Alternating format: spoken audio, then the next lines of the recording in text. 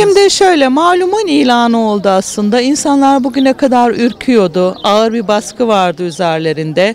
Sanki evlatları dağa giden aileler mutluymuş havası yaratılıyordu. Ama hiçbir anne hiçbir dava uğruna 14-15 yaşındaki çocuğunun dağa çıkmasını istemez. Bunu biz biliyorduk. Defaten dile getirmeye çalıştık. Dile de getirdik. Meclis kürsülerinde de ifade ettik bunu. Sayın Başbakanımız defalarca ifade etti. Bu çocukların aslında kandırıldığını, kaçırıldığını, götürüldüğünü hepimiz defaten söyledik. Ama şimdi evlat acısı hiçbir şeye benzemiyor. Evlat kaybı çok ağır, çok acı. Çünkü sürekli huzursuzsunuz. Ne zaman bir kötü haberini alacağım? Özlüyorsunuz. Bir de 18 yaşından küçük herkesi çocuk kabul ediyoruz ve annelerin yüreğinde zaten 50 yaşında da olsa çocuk çocuktur. Anneler bunu artık kaldıramadı, artık taşıyamadı. Yani zulmün bu kadarı da fazla. Biz çözüm süreci dedik. İstedik ki anneler ağlamasın. Çözüm süreci bu şekilde başladı. Dün bana bir baba siz anneler ağlamasın diyorsunuz ama Sayın Vekilim babalar da ağlamasın dedi.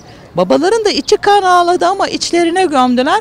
Bu artık annelerin yeter dediği noktadır.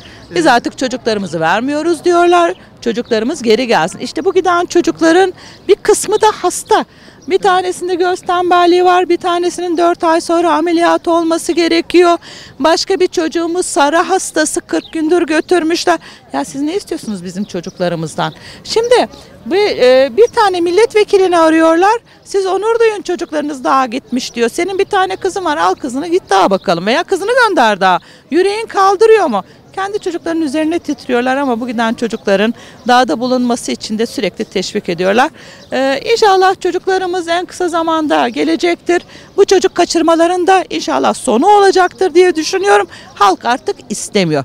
Hiçbir zaman istemiyordu da korkudan söyleyemiyordu. En sonunda bir tanesi sesini çıkarınca sel oldu gidiyor.